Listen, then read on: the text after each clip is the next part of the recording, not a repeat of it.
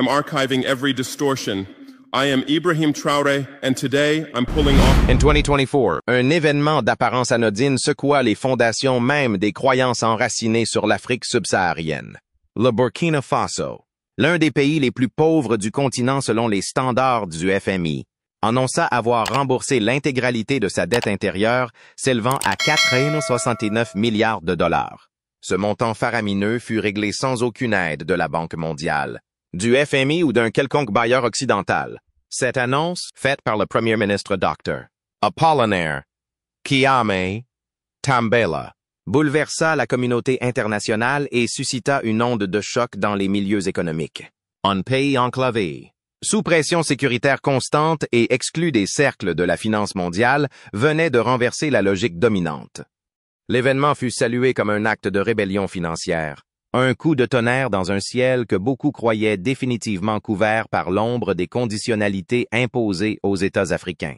En clair, le Burkina Faso déclara « Nous n'avons plus besoin du secours occidental ». Cette prise de position allait au-delà du simple remboursement. Elle symbolisait un rejet radical des dogmes qui voudraient que les pays africains ne puissent exister économiquement qu'adossés à la générosité intéressée des puissances étrangères. Mais derrière cette annonce spectaculaire se cache une réalité plus complexe, une stratégie construite sur plusieurs années de tâtonnements, de calculs risqués et d'initiatives patriotiques. C'est justement cette trajectoire inédite qui mérite d'être examinée avec attention, car elle pourrait préfigurer une révolution silencieuse dans la manière dont les nations africaines conçoivent leur développement. L'histoire contemporaine du Burkina Faso est marquée par des secousses politiques, notamment le renversement des régimes civils successifs, l'ascension d'une junte militaire incarnée par le capitaine Ibrahim Traoré et une lutte constante contre les groupes djihadistes dans la région du Sahel. Pourtant, c'est dans ce contexte d'insécurité persistante que ce pays a osé faire ce qu'aucun autre n'avait même envisagé, s'appuyer sur ses propres marchés, ses entreprises locales, sa diaspora et sa population. Dès les premiers mois de 2023, le gouvernement a discrètement commencé à restructurer sa dette. Il n'était plus question de mendier au sommet de Davos, ni de quémander des faveurs aux réunions du G20. À la place, l'État burkinabé a misé sur la discipline budgétaire, la transparence de la gestion publique et surtout sur la création d'un marché domestique de la dette. Les autorités ont lancé des obligations souveraines exclusivement accessibles aux investisseurs nationaux. Pour beaucoup d'analystes à l'étranger, cette décision semblait suicidaire. Qui voudrait investir dans un pays en guerre? Et pourtant, les résultats contredirent toutes les prévisions. Les obligations furent souscrites massivement par les banques locales, les entreprises nationales, les caisses de retraite et même des particuliers fortunés. La confiance dans l'État burkinabé venait de retrouver un souffle nouveau. Ce succès repose en grande partie sur un facteur clé, le capital de confiance accumulé par la nouvelle administration, la rupture avec les pratiques de gouvernance corrompues du passé. L'accent mis sur la souveraineté économique et une communication volontariste ont permis de créer une dynamique nationale d'autonomie financière. Le peuple n'a plus été spectateur des grandes décisions économiques, mais acteur, voire investisseur de la transformation. La communauté internationale, quant à elle, est restée silencieuse, sinon méprisante. Les grandes agences de notation n'ont pas mis à jour leur évaluation du risque pays. Le FMI et la Banque mondiale ont choisi de ne pas réagir publiquement à cet exploit. Peut-être parce qu'admettre la réussite d'un modèle économique fondé sur le rejet de l'aide extérieure et des réformes structurelles occidentales serait un aveu d'échec pour le paradigme en vigueur depuis les années 1980. Pourtant, ce que vient de démontrer le Burkina Faso n'est ni une simple exception ni un miracle inexplicable. C'est le fruit d'une volonté politique rare en Afrique francophone, celle de sortir du cercle vicieux de la dépendance et de s'adresser directement à son peuple comme source de puissance. Cette décision a transformé une population perçue comme vulnérable en force économique nationale. Le gouvernement a aussi su capter une énergie collective, nourrie par l'humiliation ressentie après l'abandon du pays par ses anciens alliés occidentaux. En effet, à la suite du coup d'État militaire de 2022, l'Union européenne et plusieurs pays occidentaux avaient suspendu toute aide au développement, en guise de représailles. Cette rupture forcée a eu l'effet inattendu de pousser le pays vers une voie d'autodétermination. Loin d'effrayer les investisseurs locaux, l'environnement politique martial et les discours patriotiques ont nourri un climat de fierté nationale. Le slogan « Par nous-mêmes », pour nous-mêmes, s'est transformé en ligne directrice. Ce n'est plus le FMI qui dicte la politique budgétaire burkinabé, mais bien la volonté populaire relayée par une élite politique qui, pour la première fois, semble avoir choisi la voix du peuple plutôt que celle des bailleurs. Dans un monde où la dette publique est instrumentalisée comme outil de domination géopolitique, ces gestes du Burkina Faso est une rupture salutaire, car il rappelle une vérité simple mais trop souvent oubliée. Un pays, aussi pauvre soit-il, peut choisir de dire non. Non au dictat, non à l'aide conditionnée, non à la marginalisation économique. Et à travers ce non, il peut redéfinir son avenir. Burkina Faso a prouvé que même dans l'adversité, un État africain pouvait affirmer sa souveraineté financière. Reste maintenant à voir si ce modèle sera perçu comme un cas isolé ou comme le début d'un mouvement continental. Le succès fulgurant du Burkina Faso dans le remboursement de sa dette intérieure ne relève ni d'un coup de chance ni d'une aide clandestine. Il repose sur une architecture financière rigoureusement planifiée, élaborée loin des cabinets de conseil de la Banque mondiale. En refusant de se conformer à l'orthodoxie économique dictée depuis des décennies par les institutions occidentales, Ouagadougou a choisi une approche radicalement opposée: la mobilisation de la richesse nationale. La première pierre de cette stratégie fut l'abandon volontaire de l'endettement extérieur. Alors que le continent africain se débat depuis des décennies sous le poids des créances multilatérales et bilatérales, souvent accompagnées de conditionnalités drastiques, le Burkina Faso a rompu avec cette logique. Il a cessé de souscrire au programme d'ajustement structurel imposé par les créanciers internationaux, qu'en eut pour fragiliser les économies locales au nom de l'équilibre budgétaire. À la place, les autorités burkinabées ont pris une décision audacieuse: s'appuyer exclusivement sur les ressources financières domestiques. Cela impliquait un double pari: restaurer la confiance des acteurs économiques nationaux et développer un marché de la dette locale suffisamment profond pour absorber plusieurs milliards de dollars en obligations souveraines. Pari risqué, mais couronné de succès.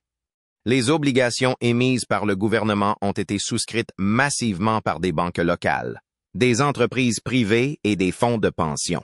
Les taux d'intérêt, soigneusement calibrés, restaient attractifs tout en permettant à l'État de ne pas s'endetter à des conditions usurières. En agissant ainsi, le Burkina Faso a inversé la relation habituelle entre l'État et le marché. Ce n'est plus le marché globalisé qui impose ses règles, mais l'État qui redéfinit les contours d'un marché national fondé sur la solidarité et la souveraineté. Un autre élément crucial a été la transparence. Le gouvernement burkinabé, via son ministère des Finances, a instauré un cadre budgétaire clair, traçable, auditable. Chaque émission obligataire était accompagnée d'un plan détaillé d'affectation des fonds, avec des rapports périodiques publiés pour informer les souscripteurs. Cette pratique, rare en Afrique francophone, a renforcé la crédibilité de l'État et a permis de séduire des investisseurs réticents. Le rôle des entreprises locales fut également déterminant. En l'absence de multinationales étrangères prêtes à injecter du capital dans un pays perçu comme instable, ce sont les sociétés burkinabées, petites et moyennes, qui ont répondu présentes. Encouragées par un discours gouvernemental tourné vers la valorisation du Made in Burkina, ces entreprises ont choisi d'investir dans les obligations d'État, considérées désormais comme un placement à la fois rentable et patriotique. De plus, le gouvernement a lancé un programme d'éducation financière à destination des citoyens. L'objectif était clair: démocratiser l'accès à l'investissement public. Ainsi, des outils simples ont été mis en place pour permettre aux ménages de souscrire à petite échelle aux obligations d'État, créant une nouvelle génération d'investisseurs populaires. Ce phénomène a eu un effet psychologique puissant. Les Burkinabés se sont sentis acteurs de la stabilité économique de leur pays. Cette stratégie d'internalisation de la dette a non seulement permis de mobiliser les ressources nécessaires au remboursement de l'encours, mais elle a également renforcé les fondations économiques du pays, en stimulant la circulation monétaire locale, en favorisant l'épargne nationale et en consolidant le système bancaire domestique. Le Burkina Faso a enclenché une dynamique d'autonomisation structurelle. Le cas burkinabé illustre aussi une vérité ignorée par les dogmes économiques internationaux.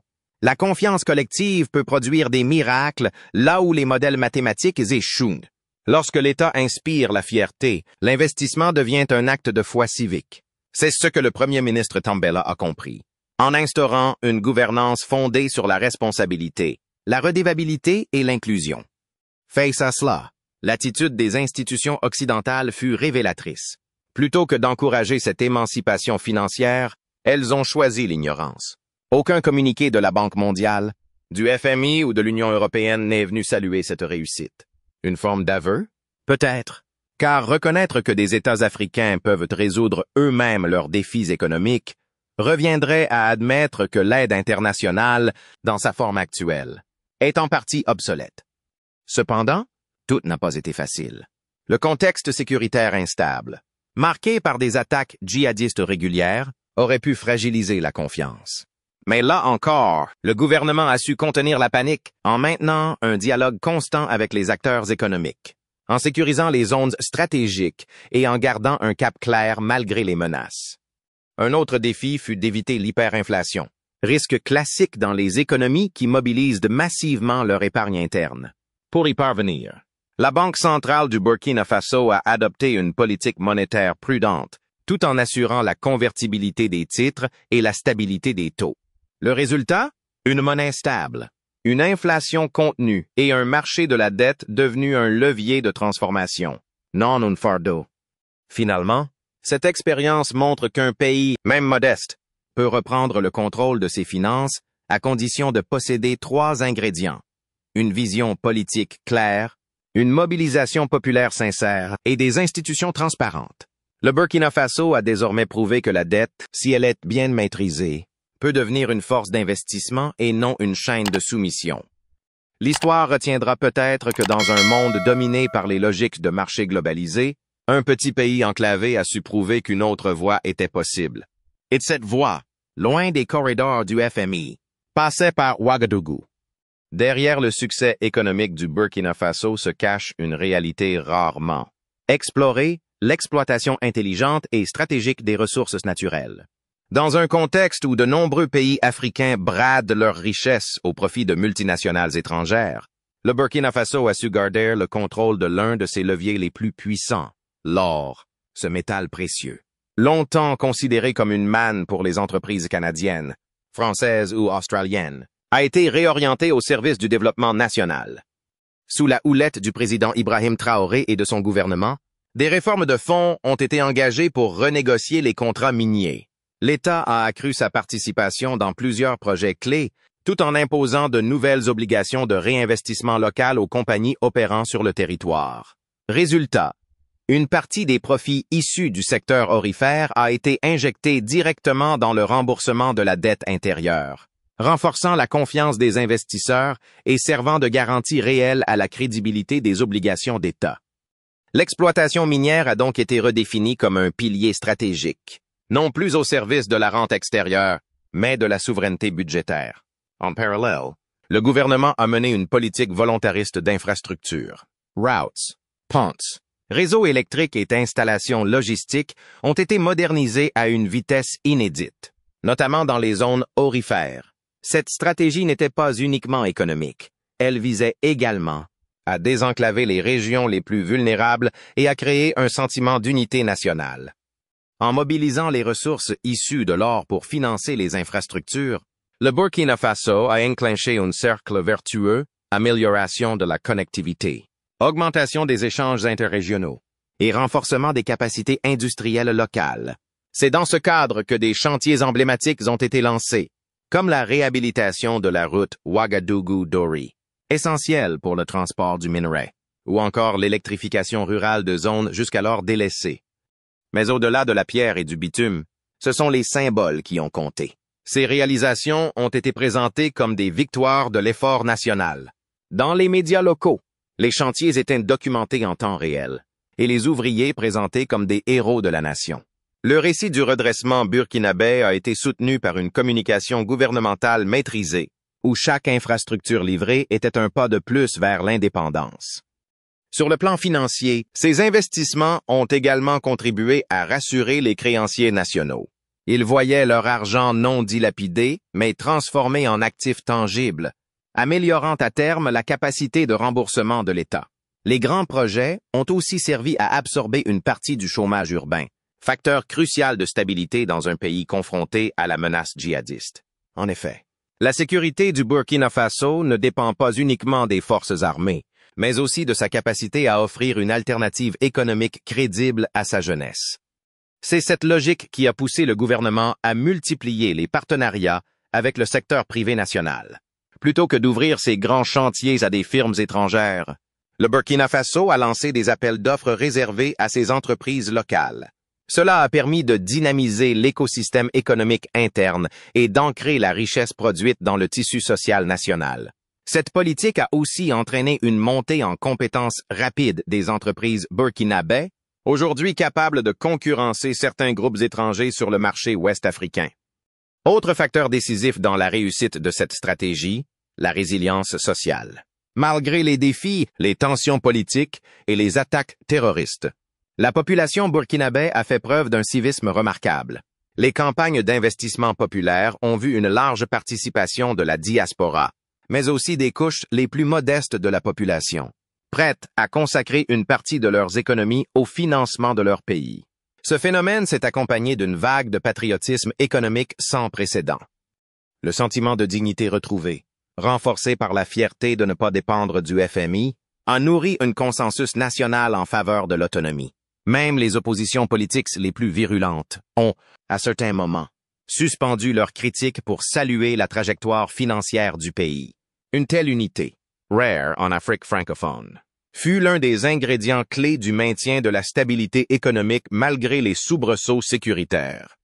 En matière de communication, le gouvernement a également marqué des points. À rebours de la technocratie opaque qui caractérise de nombreux États africains, Ouagadougou a multiplié les conférences publiques, les bulletins d'information hebdomadaires et les interactions directes entre ministres et citoyens. Cette transparence a réduit les rumeurs, apaisé les tensions sociales et permis un suivi rigoureux de l'évolution de la dette et des projets financés. Enfin, un autre volet a été intelligemment exploité, la symbolique. Chaque événement économique majeur, émission d'obligations, lancement de travaux, ouverture de centrales solaires, a été traité comme un événement national. Ces rituels ont permis de souder la population autour d'un objectif commun, bâtir un Burkina Faso autonome et prospère. Il ne s'agissait donc pas uniquement de finances ou de chantier, mais bien d'une stratégie de résilience totale, économique, social, psychologique. Le gouvernement burkinabé a compris que l'indépendance ne s'achète pas, elle se construit. Et cette construction passe par la réappropriation des ressources, l'investissement dans les capacités locales et la mobilisation de la nation entière autour d'un projet. Aujourd'hui, les observateurs internationaux qui s'intéressent de plus près à l'expérience burkinabé commencent à y voir un modèle émergent. Certains économistes parlent d'un néo-panafricanisme économique, d'autres d'un nationalisme financier éclairé.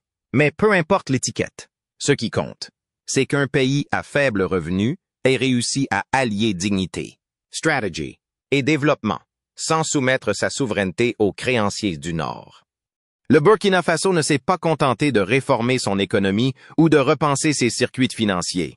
Il a aussi osé ce que peu d'États africains ont tenté depuis les indépendances, rompre ouvertement avec les puissances occidentales et refuser l'aide internationale comme outil de pression politique. Cette posture, adoptée depuis les bouleversements politiques de 2022, constitue une rupture historique dans la relation entre Ouagadougou et ses partenaires traditionnels, notamment l'Union européenne, la France et les institutions financières multilatérales.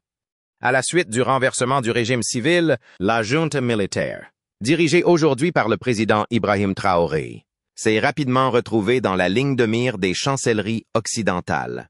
Au lieu d'un dialogue ou d'un accompagnement dans une transition politique, ces dernières ont opté pour une stratégie de sanctions économiques, de suspension de l'aide au développement et de mesures diplomatiques punitives. Le message était limpide. Sans retour à un modèle démocratique conforme aux normes occidentales, il n'y aurait plus d'argent, plus de projets, plus de soutien. Face à cette menace, de nombreux analystes anticipaient un effondrement de l'État burkinabé. Isolé diplomatiquement, confronté à une insécurité chronique dans le nord et le centre du pays, dépendant historiquement des transferts internationaux pour boucler ses budgets. Le Burkina Faso semblait condamné à imploser. Et pourtant, il a tenu bon. Plus encore, ce rejet occidental s'est transformé en levier politique. Plutôt que de supplier Bruxelles ou Washington, le pouvoir burkinabé a choisi d'assumer la rupture. Dans les discours officiels, les références à la souveraineté, à la dignité africaine et à la fin de la tutelle coloniale se sont multipliées. La population, lassée des promesses non tenues et des injonctions contradictoires de la communauté internationale, a massivement soutenu cette ligne de fermeté. Ce basculement idéologique a trouvé un écho favorable chez de nombreux jeunes, en particulier dans les zones urbaines et rurales marginalisées. Loin des salons feutrés de Paris ou de Genève, la jeunesse burkinabé voyait enfin un gouvernement qui parlait son langage, celui de la fierté, de la reprise en main, de l'avenir africain sans assistanat. Les réseaux sociaux ont joué un rôle déterminant dans cette conscientisation, diffusant des vidéos de discours patriotiques, des analyses critiques de la politique néocoloniale et des témoignages de Burkinabés vivant dans la diaspora. Le refus de l'aide ne s'est pas limité au discours. Sur le terrain, les institutions internationales ont vu leurs bureaux fermés ou réduits. Le Burkina Faso a mis fin à plusieurs conventions avec l'Union européenne, suspendu des programmes d'ONG financés par des fonds étrangers et refusé des prêts du FMI conditionnés à des réformes structurelles impopulaires. Une telle fermeté est rarissime sur le continent africain, où la dépendance à l'aide étrangère est souvent considérée comme inévitable. Il est important de noter que cette coupure n'a pas été un isolement total. Le Burkina Faso s'est tourné vers d'autres partenaires stratégiques, notamment la Russie, la Turquie, l'Iran, la Chine ou encore l'Algérie. Ces pays, moins exigeants sur les questions de gouvernance interne, ont proposé un appui technique, sécuritaire et économique en dehors des circuits occidentaux traditionnels. C'est ainsi qu'une nouvelle diplomatie sud-sud a émergé, où le Burkina Faso, jadis marginalisé, retrouve une place centrale dans le concert des nations non alignées. Dans le même temps, le gouvernement burkinabé a encouragé l'émergence d'une presse indépendante panafricaine libérée des financements européens. De nouveaux médias, comme Faso TV ou Afrique Souveraine, ont vu le jour, mettant en avant des contenus critiques envers l'ordre économique mondial, tout en valorisant les réussites nationales. Cela a contribué à forger un nouveau récit, celui d'un peuple debout, maître de son destin. Mais cette indépendance n'est pas sans coût. En rompant avec l'aide occidentale, le Burkina Faso a dû affronter seul ses défis. Le budget de l'État a connu des restrictions sévères. Certains programmes sociaux ont été temporairement suspendus. Des difficultés d'approvisionnement en équipements ou en intrants agricoles ont été observées. Cependant, la résilience des structures locales et la mobilisation citoyenne ont permis d'éviter l'effondrement annoncé. L'une des réussites majeures a été la mise en place de fonds souverains d'investissement, alimentés par les revenus du secteur minier et les contributions volontaires des citoyens. Ces fonds ont permis de financer des projets essentiels, comme la rénovation des hôpitaux, la construction d'écoles ou l'achat de matériel militaire. Pour beaucoup de Burkinabés, chaque réalisation financée localement constituait une preuve que l'aide occidentale n'était pas indispensable. Le succès de cette stratégie a déconcerté les observateurs internationaux. Les chancelleries, habitués à dicter les règles du jeu, ont vu leur influence s'éroder. Le Burkina Faso ne répondait plus aux standards du FMI, mais il ne s'effondrait pas. Il ne recevait plus d'aide humanitaire européenne, mais ses hôpitaux fonctionnaient. Il ne participait plus aux missions de développement de l'ONU, mais ses écoles étaient construites par des coopératives locales. Dans ce contexte, certains pays africains ont commencé à observer l'expérience burkinabé avec intérêt. Des leaders politiques du Mali, du Niger, de la Guinée ou même de l'Éthiopie ont exprimé publiquement leur admiration pour la ligne de Ouagadougou. Une dynamique panafricaine de rejet de l'aide conditionnée semble naître, inspirée par le courage du Burkina Faso. Le plus étonnant reste peut-être le silence gêné du monde occidental. Incapable de contenir ce mouvement de désobéissance financière, il s'enferme dans une posture moralisatrice, tout en perdant peu à peu sa capacité à influencer les politiques internes de ces États émergents. La page de l'aide comme outil de contrôle géopolitique est-elle en train de se tourner? Ce qui se passe actuellement au Burkina Faso dépasse largement les frontières de ce pays sahélien. Il s'agit, en réalité, d'un séisme idéologique dont les répliques se font sentir dans toute l'Afrique francophone. Et bien au-delà, en renversant le dogme selon lequel les pays africains sont structurellement dépendants de l'aide étrangère, le Burkina Faso a ouvert une brèche dans le discours dominant. Une brèche qui pourrait devenir un véritable courant de fond si d'autres nations osaient l'emprunter.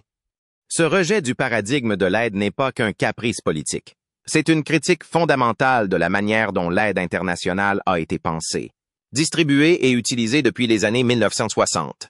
Depuis les indépendances, la majorité des États africains ont été piégés dans une spirale d'endettement et de dépendance vis-à-vis de bailleurs occidentaux. En échange de crédit, ils ont accepté des réformes structurelles, des coupes budgétaires dans les services publics, la privatisation des secteurs stratégiques et l'ouverture des marchés aux multinationales. Résultat, une économie déstructurée, une souveraineté amoindrie et une dette perpétuellement renouvelée. Le Burkina Faso, en rompant avec ce modèle, a mis en lumière une alternative. L'autofinancement, la mobilisation des ressources locales, l'investissement populaire et la réhabilitation du rôle de l'État comme moteur du développement. C'est un changement de paradigme. Et il pose une question gênante. Si un pays aussi modeste, aussi enclavé, aussi confronté à des défis sécuritaires graves, peut se libérer de l'aide occidentale, pourquoi pas les autres? La réponse à cette question est complexe. Une part importante de l'explication réside dans l'héritage mental laissé par des décennies de gouvernance tutélaire. De nombreux dirigeants africains continuent de penser que l'aide internationale est une condition sine qua non de leur survie politique et économique. Ils ont intégré l'idée que la gestion macroéconomique doit suivre les recommandations de la Banque mondiale, que les programmes sociaux doivent être cofinancés par les bailleurs, et que l'autonomie est un luxe idéologique, pas une nécessité stratégique. Cette mentalité de dépendance est souvent renforcée par des élites économiques et administratives formées dans les capitales occidentales, conditionnées à reproduire les schémas du Nord. Dans ces conditions, toute tentative d'autonomisation passe pour de l'amateurisme, voire pour de l'insoumission. Le cas burkinabé a donc ceci de révolutionnaire qu'il démontre que l'insoumission peut être féconde, et même efficace. Mais il serait illusoire de penser que ce modèle peut être copié-collé sans adaptation.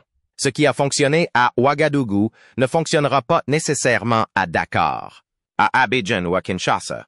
Chaque pays a ses réalités, ses ressources, ses structures institutionnelles et sa sociologie politique. Ce qui peut être partagé, en revanche, c'est la philosophie. Replacer le citoyen au cœur de l'économie, mobiliser l'épargne domestique, valoriser les talents nationaux et mettre fin à la politique de la main tendue. Plusieurs pays semblent prêts à s'engager sur cette voie. Le Mali et le Niger, également dirigés par des juntes militaires ayant rompu avec la France et suspendu plusieurs accords de coopération, explorent des mécanismes de financement endogènes. L'Éthiopie, quant à elle, a lancé en 2025 un vaste programme de mobilisation de l'épargne populaire pour financer son secteur énergétique. Même des pays plus stables comme le Ghana ou le Rwanda commencent à envisager des modèles d'autofinancement partiel de leurs infrastructures stratégiques. Dans ce contexte, le Burkina Faso fait figure de laboratoire. Son expérience est observée, dit Sekei, analysée dans les milieux panafricanistes, mais aussi dans certaines chancelleries du Sud global. Des conférences universitaires, des publications spécialisées et des forums économiques commencent à prendre ce cas d'étude au sérieux. Le mythe selon lequel seuls les prêts occidentaux peuvent sortir l'Afrique de la pauvreté est en train de s'effriter. Et cette évolution coïncide avec un autre phénomène mondial, la remise en cause de l'ordre néolibéral. En Amérique latine, plusieurs gouvernements remettent en cause le rôle du FMI. En Asie, des banques régionales prennent le relais des financements occidentaux. Même en Europe, des voix s'élèvent contre l'austérité imposée par Bruxelles. Le modèle burkinabé, aussi modeste soit-il, s'inscrit donc dans une dynamique mondiale de réappropriation économique. Ce changement de cap est également porté par une nouvelle génération africaine, plus connectée, plus instruite, et moins complexée. Pour cette jeunesse, les modèles de développement passés sont obsolètes. Elle ne rêve pas de technocratie pilotée depuis Washington, mais de souveraineté, d'innovation locale et de dignité. C'est cette jeunesse qui, au Burkina Faso, a massivement investi dans les obligations d'État, organiser des campagnes de communication patriotique et relayer les réussites économiques de leur pays sur les réseaux sociaux. Mais le défi reste immense, car les forces de rappel sont nombreuses. Le système d'aide est une industrie mondiale, avec ses lobbies, ses consultants, ses institutions et ses dépendances structurelles. En sortir demande du courage, mais aussi de la stratégie, de la rigueur, et une capacité à absorber les chocs à court terme pour espérer des bénéfices à long terme. Le Burkina Faso a montré que cela est possible. Ce n'est pas une utopie. Ce n'est pas un coup de chance. C'est le résultat d'un choix. Et ce choix, aussi radical soit-il, est peut-être la seule issue pour un continent qui ne peut plus se permettre d'attendre une générosité qui n'a jamais été gratuite. Alors que l'Afrique continue de débattre de son avenir, une chose devient claire, l'aide ne sauvera pas le continent. Seule une mobilisation massive de ses propres ressources, accompagnée d'une rupture culturelle avec la dépendance, pourra ouvrir la voie à une véritable souveraineté économique. Et pour cela, le Burkina Faso n'est plus une exception. Il est un pionnier. À mesure que l'expérience burkinabé suscite l'intérêt du continent et de certaines puissances émergentes, une nouvelle interrogation s'impose. Peut-on transformer ce cas isolé en un véritable modèle systémique pour l'Afrique? L'idée d'un autofinancement durable, pensée et exécutée à l'échelle régionale, remettrait profondément en question les paradigmes hérités de la colonisation économique et du néolibéralisme imposé. La trajectoire du Burkina Faso ne s'est pas contentée de résoudre un problème de dette intérieure. Elle a redéfini la place de l'État, repositionné les citoyens comme acteurs économiques majeurs et réhabilité le concept de souveraineté budgétaire. Mais plus encore, elle a démontré qu'un système d'autofinancement basé sur la mobilisation locale est non seulement possible, mais efficace, même dans un contexte sécuritaire critique. Pour étendre ce modèle, plusieurs conditions doivent être réunies. D'abord, un engagement politique fort. Aucun progrès n'est possible si la classe dirigeante ne croit pas sincèrement en la capacité de son pays à vivre sans l'aide étrangère. Au Burkina Faso. Cette conviction a été portée par le président Ibrahim Traoré et son équipe, au prix d'un isolement diplomatique et d'un affrontement direct avec les bailleurs traditionnels. La volonté politique est donc le carburant initial de cette dynamique. Ensuite, la transparence. Sans celle-ci, aucune mobilisation populaire ne peut aboutir. Les Burkinabés ont accepté d'investir dans les obligations d'État parce qu'ils ont vu des routes se construire, des écoles ouvrir, des centres de santé fonctionner, et parce qu'ils ont eu accès aux chiffres, aux rapports, aux échéances. Cette transparence a permis de remplacer la défiance habituelle envers l'administration par une confiance progressive. Troisièmement, la réforme bancaire. Le succès burkinabé repose en grande partie sur la capacité du système financier local à absorber et gérer des flux internes. De nouvelles plateformes de souscription d'obligations ont été créées. Les banques ont élargi leurs produits à destination du public et les caisses de retraite ont été intégrées dans le plan de financement. Pour d'autres pays africains souhaitant suivre cette voie, la modernisation des institutions bancaires et l'éducation financière des citoyens sont donc incontournables. Par ailleurs, il faut parler des ressources naturelles. Le Burkina Faso a su utiliser intelligemment l'or, non pour enrichir une élite ou satisfaire les actionnaires de multinationales, mais pour soutenir une stratégie publique de financement.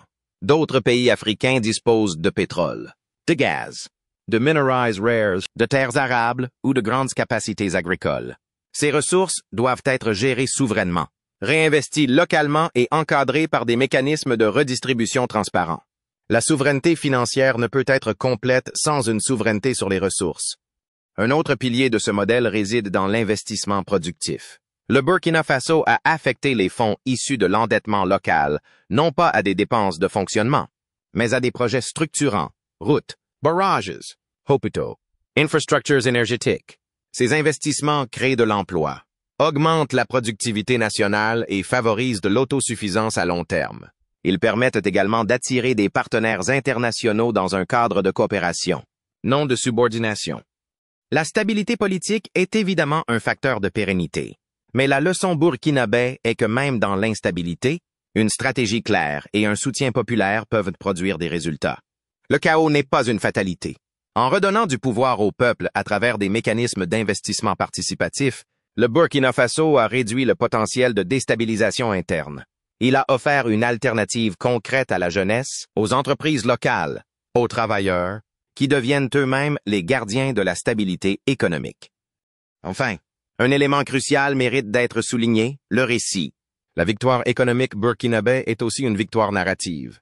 Le pays a su créer un discours de rupture, de fierté. D'exemple, il a dit au monde, et surtout à l'Afrique, qu'il était possible de s'émanciper, de construire une économie endogène et d'assumer son destin. Cette capacité à proposer un nouveau récit est essentielle pour inspirer d'autres nations. Aujourd'hui, plusieurs initiatives régionales cherchent à capitaliser sur cette dynamique. L'Alliance des États du Sahel, AES, regroupant le Mali, le Niger et le Burkina Faso, envisage de mutualiser une partie de leurs fonds souverains pour financer des projets d'infrastructures communs. La création d'une banque d'investissement sahélienne est à l'étude.